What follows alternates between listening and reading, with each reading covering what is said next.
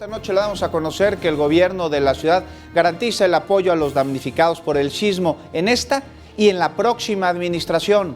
¿Cómo? Enrique Muñiz nos tiene los detalles. Acompáñanos.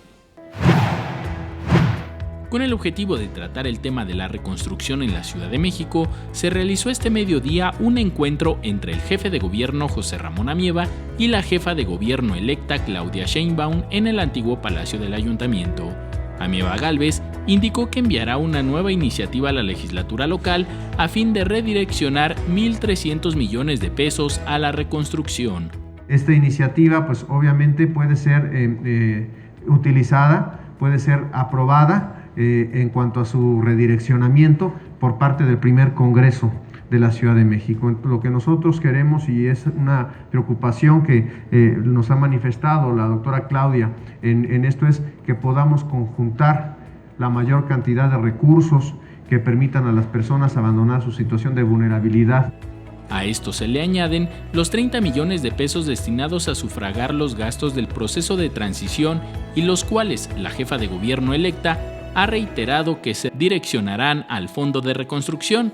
Por su parte, Claudia Sheinbaum destacó que entre los acuerdos alcanzados con el actual gobierno son trabajar con mayor fluidez y colaboración entre las comisiones de reconstrucción encabezadas por Edgar Tungui y César Cravioto, que se le brinde a la próxima administración toda la información relacionada a los censos existentes a la fecha sobre inmuebles dañados por el sismo del 19 de septiembre, y que de los 30 millones de pesos de la transición reasignados a la reconstrucción, una parte se destine a estudios mayores en unifamiliares de Iztapalapa, Tláhuac y Xochimilco. Y en particular asociados a las grietas y fracturas, a las zonas de alto riesgo en la Ciudad de México, que ha hecho pues bastante la Comisión de Reconstrucción, pero creemos que se requieren estudios adicionales para poder tener toda la información factible sobre eso.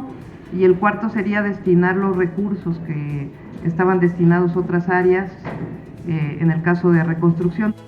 Previo a la reunión, Sheinbaum Pardo pidió a las autoridades de la Semarnat donar al gobierno capitalino el Parque Bicentenario, ubicado en Azcapotzalco, y que quede a resguardo de su administración para no perder su función.